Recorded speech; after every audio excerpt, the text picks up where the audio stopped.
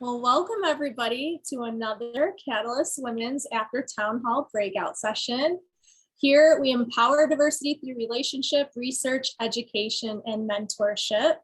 You can join us here weekly for compelling interviews and curated topic discussions. This breakout is powered by women, but it's open for all. And our aim is to create a welcoming environment for anyone, regardless of gender, geography, economic status, creed, or blockchain affiliation. For anyone interested, any ladies in the room interested, or anybody that's going to be watching this later, or any men in the room who have females in their life who they want to get more integrated into blockchain, into the Cardano community. We also have an intimate setting kind of ladies meeting that we do on Thursdays. And so you can put any contact information in the chat for Juliana, myself, or Megan. Or you can go to our new website, which is CardanoCatalystWomen.com. And you can also find more resources there. You can send us a message through the contact page as well. And we also have a Twitter account, which is at @CCW_ADA. But today we have a very special interview with Catalyst's own Mercy. And I'm so excited because Maria Carmo is going to be giving this interview. And Mercy, I've known about you. I was in at the beginning when we were voting for the Catalyst Circle reps. And I was so glad to see that you are in the position you are. And so I'm excited to learn more about you and your journey, but I'll let Maria give a little bit more of a detailed intro to you. And so Maria, take it away. Thanks, Juliana.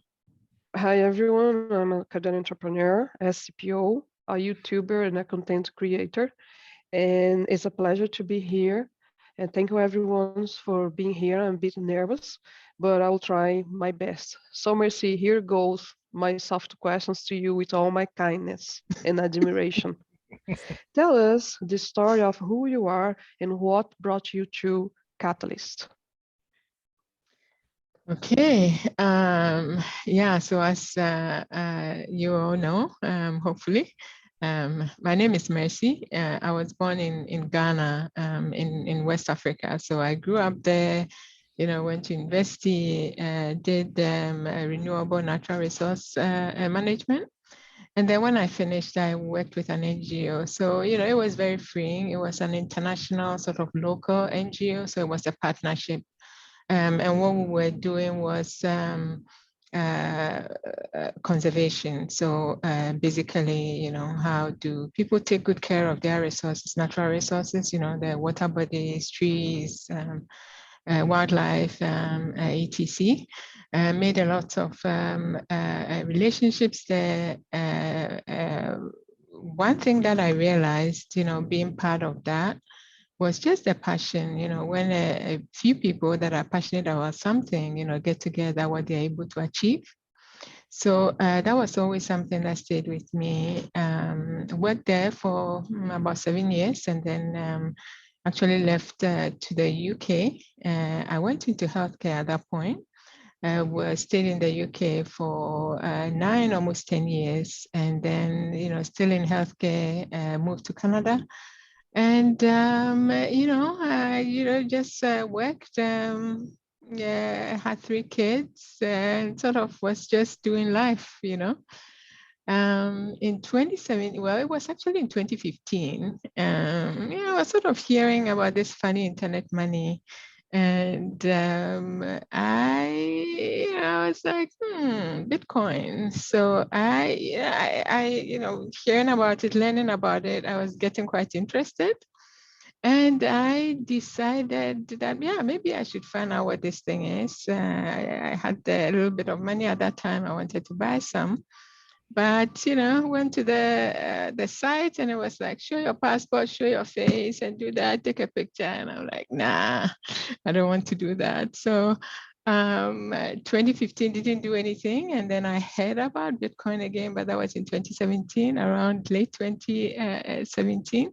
And it had just rocketed. So at the time that I heard about it, so when I heard about it again in 2017, I was like, oh my gosh, I would have been a rich woman by now. But anyway, So, at that time, I really got serious about, looking at this internet money. And very, very quickly, I heard about Cardano.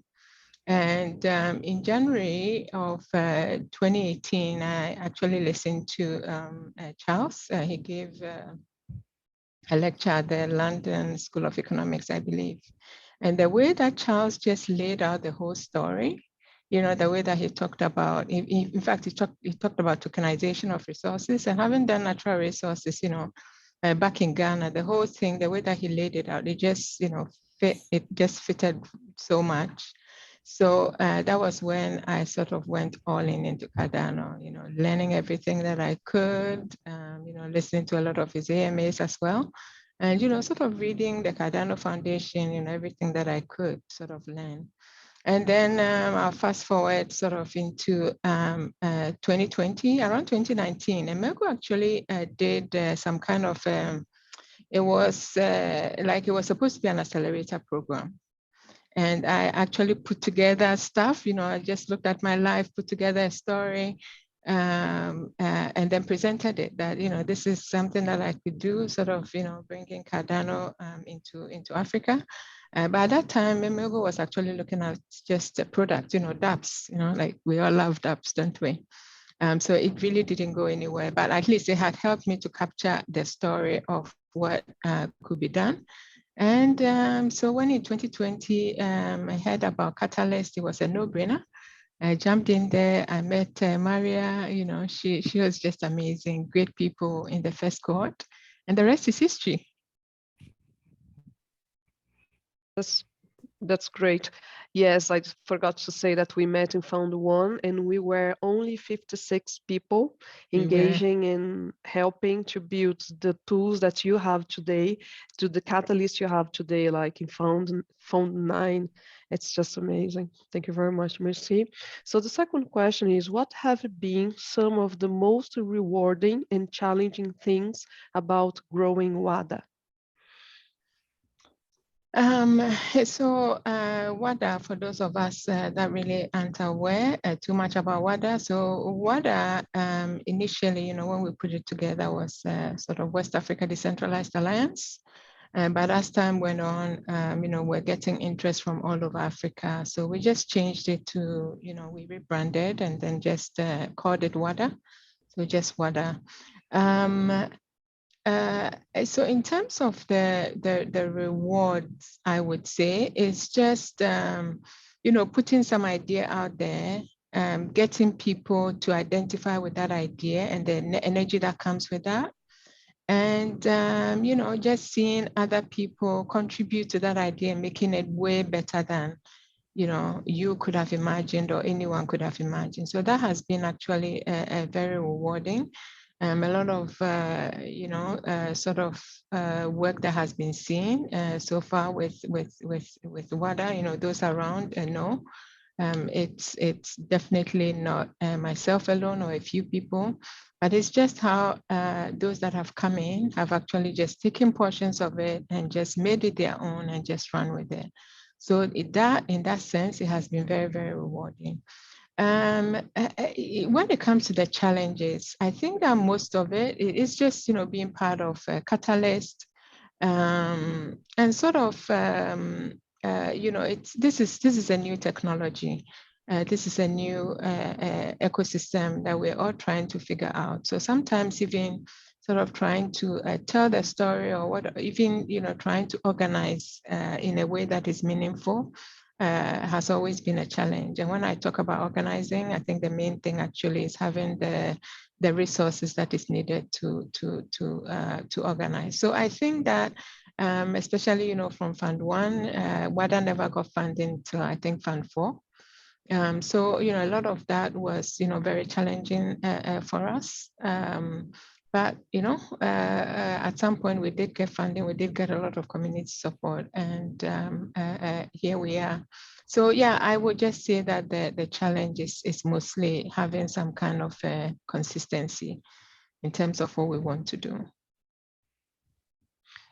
For those of you who are not here before, Merci almost got funded in Fund 3. Was Fund 3 or Fund 4, Merci? It was actually fund 4. Fund 3, the community just came together and said, "Yay, what are people? You're doing great work and you're not getting funding. So here goes." So, that Yes, was just I would like to amazing. go over. I would like to go over that story. So Mercy Yeah, didn't get the amount of money she needs in Fund 4. So she in come fact, yeah. to Rick's podcast and she got it from the Cardano community. Everyone with a Cardano wallet sent her the amount of funds that didn't got covered by Catalyst. So she was able to get the Catalyst fund that remains and then more from the community. And I think it's amazing. This is the amazing thing that happened here, guys. If you allow Cardano, it will blow your mind. That is so true. So that was in Fund 3. And the results came, and you know how Catalyst allots the funding. We just missed it by that, right? And Gary, so there were 2 people in the community, Gary and Rick. They just said that this shouldn't be happening. So Rick sort of invited us to his show. And, before we knew it, we got together, had a marathon. And I really, really, when I'm telling this story, I'm here, I'm the face of this. But I tell you, it's just all the people that make up Wada and just make up the community that makes all these things possible. I remember we had a 12-hour marathon. It was just fun. Those were the days, when we're all, it was just this dream world and we were just enjoying it and having fun. But yeah, the Cardano community has just been so good to Wada. And yeah, forever, forever grateful.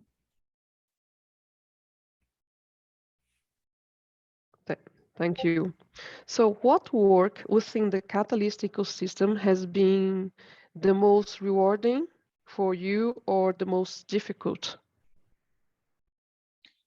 So you mean within the Cardano ecosystem or Catalyst in particular?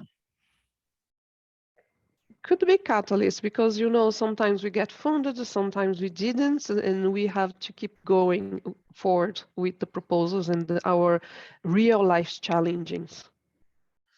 Yeah, so in terms of what has brought the most benefit, I would say is just as I said initially, just bringing new people into the ecosystem. I think I just saw that Ifya was on the call, Steve, even Yoram, some of the collaborations that sort of accelerates the work, that is being done. Has been one of the best things. I remember recently Megan, who is sort of a lead in Cameroon, she said that, like she was really excited because she was talking to her, somebody that had come to visit her next door neighbor from Nigeria, and she hadn't mentioned Wada, but she was just talking to the person and was like, yeah, I'd heard of Wada. So it was great to just meet somebody that she couldn't really sort of connect in any way, but this person had independently heard of Wada. So those are the things that I think brings us a lot of joy. Because it just shows that this work is way beyond each and every one of us. It's just, it's just sort of taking a life of its own. When it comes to the challenges, it's just, as I said, the consistency in terms of getting this work done. When I say this, I need to caveat it that without Catalyst, none of, I feel like it would have taken a while to get a Wada off the ground. So in that sense, Catalyst has been very, we are forever grateful. But like right now, even when we look at Fund 9, how the funds have been allocated, it doesn't, maybe we always all find creative ways to put in our proposals, but it's very difficult to sort of figure out where the education goes, where the governance goes, where the community building goes, right? Acknowledging that this is not all just products and dApps and things like that. So yeah. Right. What aspects of decentralizations are most exciting for you? I will go back to how people just take it individually and then run with it. Because when people are being, they are being their selves, when they don't have to do something that Maria is saying or Juliana is saying or Mercy is saying, then they are actually bringing themselves into the world as they truly are. And that is what excites me, about decentralization. And if that is something that I can enable, where everybody becomes autonomous and they can figure out a way to, contribute to whether it's a community or, whether it's a group or even as an individual, to be able to come, but as themselves and contribute, and we can sort of live in this ecosystem where I'm valuing Maria because of what she's doing, she's valuing me, and then we are just exchanging that value peer to peer. That is what I think this whole blockchain or decentralization is about. We don't have to go through a boss, sort of look up to somebody to give us our deliberate, so to speak, but we can figure out a way to do it ourselves. Brilliant. What are the some things you are still hoping to accomplish in the coming weeks, months, or years? What do you have in your mind? I think at the end of the day, it is just reaching to the farthest corners of our sphere of influence, sort of Africa and diaspora, and ensuring that and this is something that, not just a few people in Wada are doing, but it is something that everybody that comes into our, into our community is also able to pick the baton and sort of, each one brings one, and then, the story keeps unfolding in that sense. So over the next a few weeks to months to years, I think that the key thing is hopefully I myself become redundant. A lot of the people in WADA becomes redundant. They're doing the things that they themselves want to do. And, an organization like WADA is fully automated, and it's just doing its own thing, and we can all sort of go sit on a beach somewhere and chill. So we are actively just working ourselves out of a job, basically.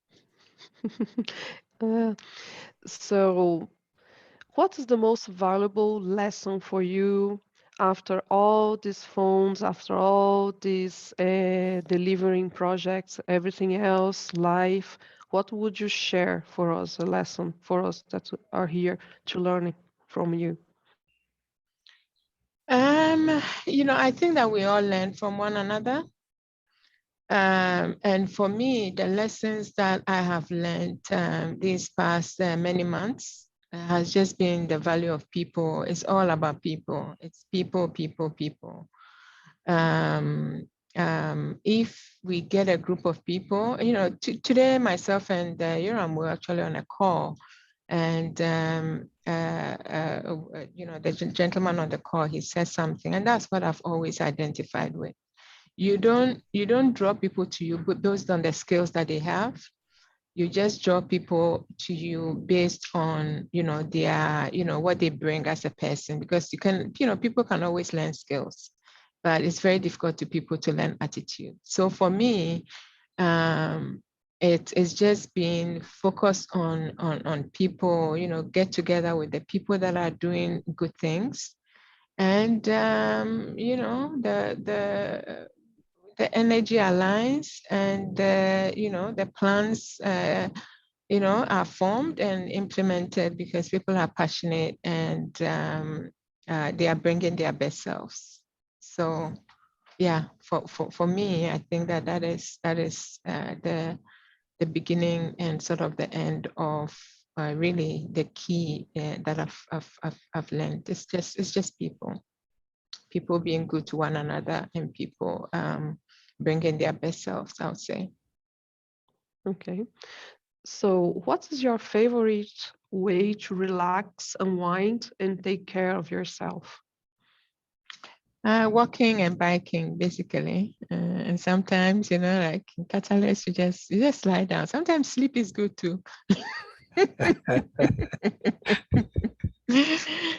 Yeah, but I like, especially now that the weather is much better, just cycling is one of the things that I really like to do. Merci. What is the most exciting project, in your opinion, that's happening in Africa right now? So we're talking about, is the blockchain project or sort of projects in general? Yes, in our field, like changes that are being made by blockchain resources or whatever. Or could be something very specific in Wada as well. Yeah, so, for me, right now, the thing that I'm most excited about is just the education that is going on. And there's still a lot that needs to be done in terms of, bringing as many people, not just, just into the ecosystem, whether it's community advisors or, proposal advisors or, whatever, but also making sure that we have some structure to, as a lot of us know, Africa has one of the youngest population. There are lots and lots of young people right now that are either unemployed or underemployed, just looking for opportunity. So if we can, sort of get these into blockchain education, programming, sort of understanding what blockchain has to offer, that is what I'm most excited about. And that is what two of our hubs, one in Ghana and one in Cameroon, that is what they are building. And that is what I'm very, very excited about. It's just education at this point. I'm so happy about hearing about education. That's amazing. Mm-hmm. I got here was only code and IT, and now we evolve and we are talking more about education. I got no more questions. Thank you very much for being here and for answering my questions. And I pass on to Diana or to Juliana. Thank you both for being here. Thank you, Maria, for conducting the interview. Mercy, you basically helped to found something that is taking Africa by storm. You're tackling this education, like you said, with all these young people who now have a new tool in their hands to actually do something, build wealth, have another chance at,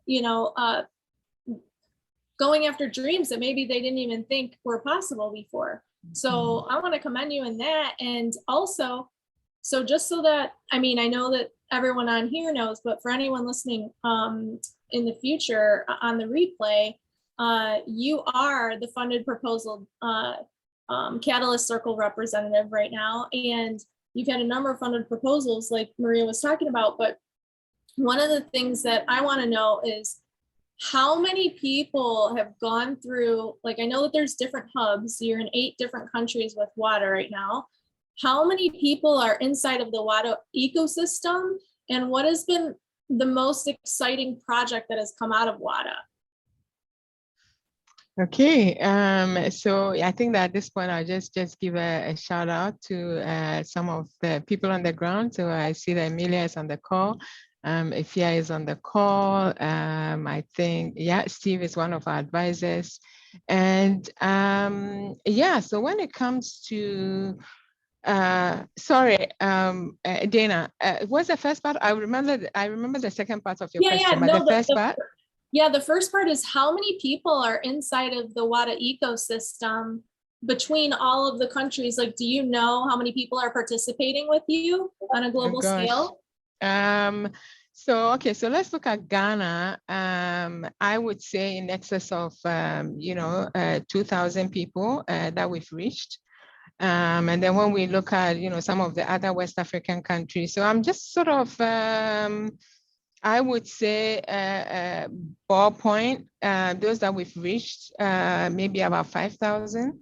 those that are really active, you know, sort of when we look at people like Ifia and, you know, like in Ghana, and then on the central side, I would say that we, you know, those that we can actually depend, call on to do stuff.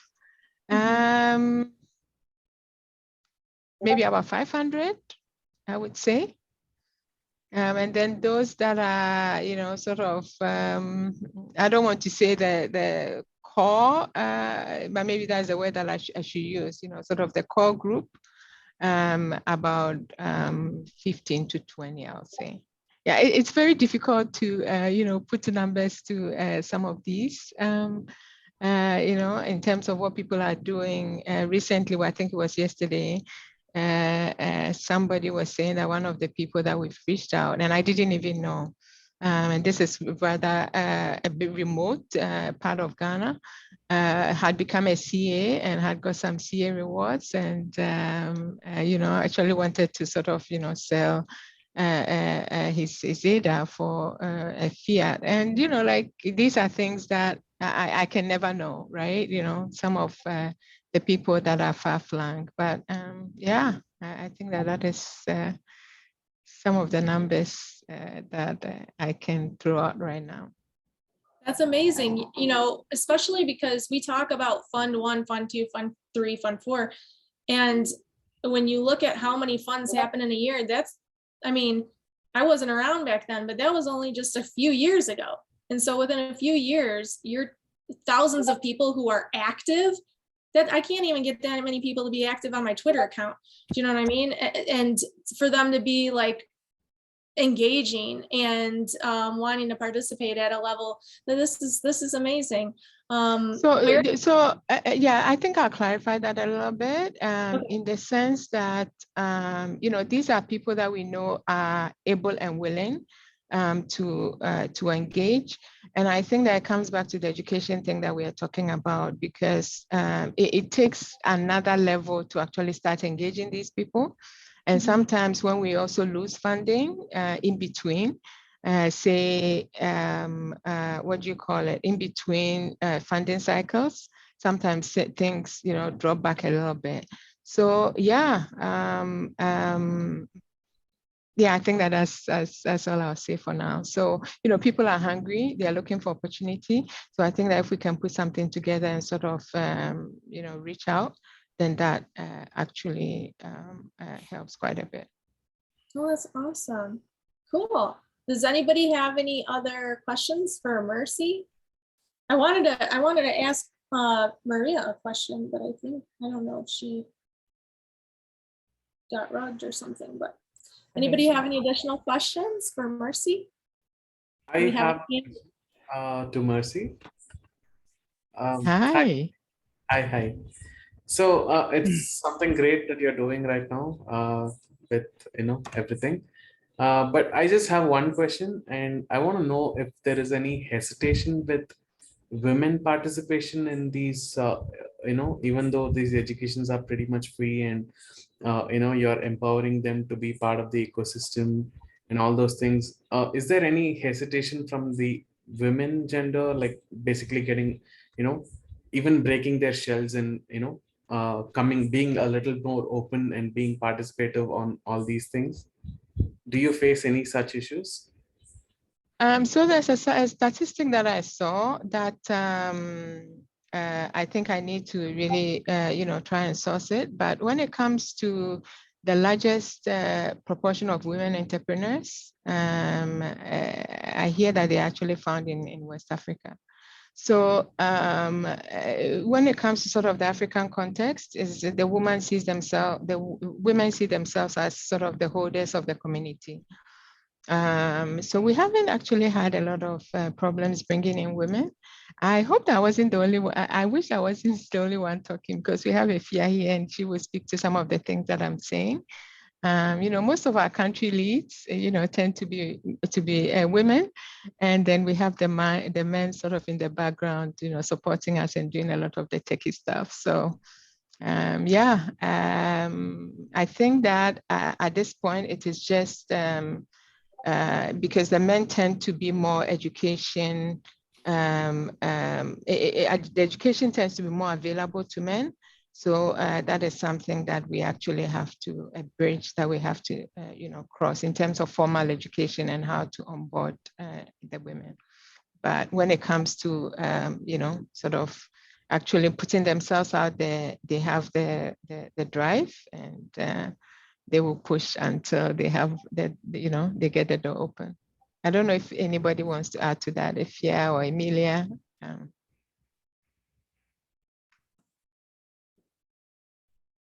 Where would somebody want to go if they wanted to support what Wada's doing? Or where can they find, are you on social media? Where are all the resources?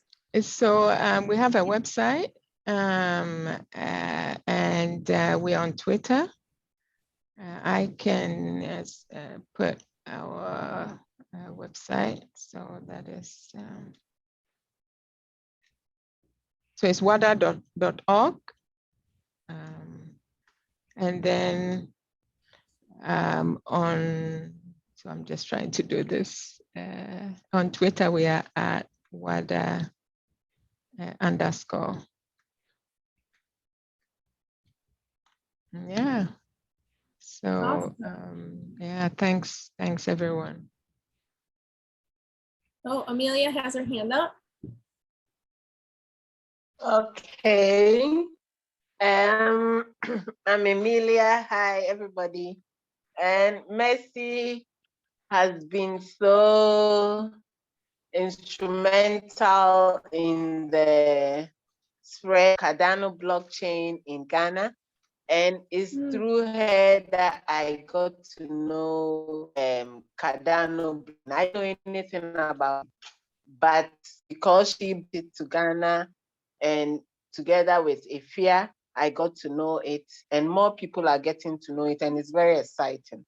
Since I came in, I've been able to do assessments, and I've gained a lot of knowledge. And as we talk to other people, they are all getting interested. And I think by the end of the year, or by the end of the Fan 10 iteration, I'm sure a lot more people will become members of the community. And Wada is being well known in Ghana right now. So kudos to Mercy for all the good work she's done, and we are continuing. We are bringing more people in. So that's what I'll say. That's awesome. Thank you for sharing that, Amelia. I think that's really cool that you were able to she was able to help you with assessments. I did a couple assessments this last round for the first time. Nadia was very instrumental in helping me with that, but it is not easy to understand how to do a very good one in the beginning. I mean, it took me hours just to figure out how to get my brain to wrap around how to do it well. So, I mean, that kind of, and that's just like, that's no brainer money right there to be able to have access to. So Afia's got her hands up. Yeah, thank you. I just don't know what to say. We appreciate Messi a lot for bringing this up, because it came into at the right time. A lot of us now are more into this. When she started, we didn't understand it, so it was very difficult to grasp it. But she didn't give up. She just went on and on and on. And through funding activities, we've been able to educate quite a number of the youth, as she said, not just in the capital town, Accra, where we are, but we've been able to go into the hinterlands, into the northern sectors where unemployment is on the increase, to educate them. And we have a number of these young youth who are just come out of school, really getting interested and coming on board, doing CAs and getting some rewards, and actually asking how they can trade their ADA and all those. So it's really exciting. I'm sure she's really excited. When you look back, currently we have a hub, and we are educating people from all over. We are, at the moment, we are with the youth, and we are trying to get the policy makers as well. That's one of the main things that we are praying into. If you are able to get the policy makers to think blockchain, Cardano, that would be a great idea. And we know that with that, we can actually go far. So we are praying that we'll be able to attack the policy makers as well. But currently we have a lot of youth coming on board, getting interested, and those who are really, really into it being paid off. The way the Cardano platform is really encouraging and interesting, because if you come on and you are serious, wherever you are, you may be able to get something to do. You become a community advisor, you get some incentives there. You become a referral, you get an incentive there. You become a VCA, a voter, and even being part of the community is the whole joy. So we are really interested, and we thank Mercy for bringing this, and also thank Cardano and Catalyst for all that they are doing in their work. That's my piece. Thank you so much, Afia. That is amazing. I love the mention of the youth aspect of this, Mercy. Oh, it's so awesome. I know that you had already mentioned that Africa's young, but getting them young, I mean, I did some work in Peru a couple years ago, and if you get them before they, get involved in other things, especially those that don't have a very strong family structure around them, it's like changes their whole life, So I just thank you for the work you're doing. Steve has his hand up. Yeah, I just kind of want to pile on some praise onto Mercy. I really had no expectations when I came into the Catalyst community, and Mercy was like one of the first people that I really engaged with, on a one-to-one level, and it's been one of the most amazing surprises of my experience in Catalyst to actually have a friend from Africa. I didn't have any expectations, and I got into it because, the roadmap and Africa and all that, but it never occurred to me coming in that I'd really develop relationships with people from Africa. I mean, it's been wonderful getting to know Afia and Amelia as much time as we have spent together. But my relationship with Mercy has really been an education.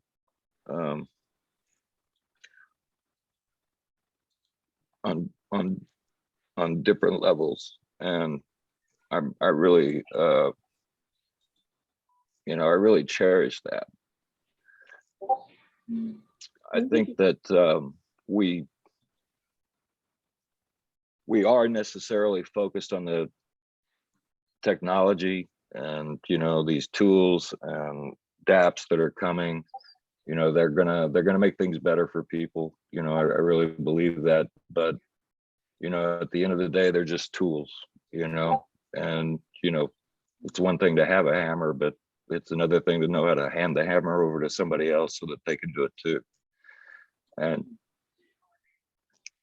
I think that's, well, I know everybody's busy and everybody's doing stuff, to make this thing work better, but, it's about our relationships with one another that are really going to make it a strong community. And I try to think about that a lot, when I'm in any meeting, about the other person. Anyway, thanks. Thank you, Steve. Thank you. I just want to say thank you to Steve and to Afia and Amelia for their kind words. I'm not saying this as a cliche or anything like that. Truly, without people like Afia, and the team in Ghana, and people like Steve, and all the others in the ecosystem that make this, I don't think that we would be where we are today. So I do want to throw everything right back. It's just a community. I think when people get together, good things happen. So yeah, thanks everyone. That's awesome. And I know that you said you had limited time with us today. That's so right. So we want to be respectful of your time. Thank you so much for being here and for sharing a little bit of your journey with us. It's nice to get to know you a little bit, and Thank you for all the work that you're doing for Catalyst Circle as well. In addition Thanks. to everything that you're doing in Africa, not that you need one more thing piled on, but so if anybody has any last words, I think we're gonna let Mercy have their take off. Anybody want to say anything, Juliana? Maybe I'll just quickly say I am pretty impressed with, what you're doing. I know that Juliana is into AI stuff, and I'm going to reach out to you guys about the mentoring, AI mentoring proposal. So yeah, very impressive what you all are doing as well. And thanks for the invite. Thank you for being here. Yes, absolutely. It's great, as you said. We are all about education here, and we very much care. Yeah, thank you. Thanks. Okay, so I'll be dropping in to this after town hall in later weeks. But yeah, I really appreciate the invite.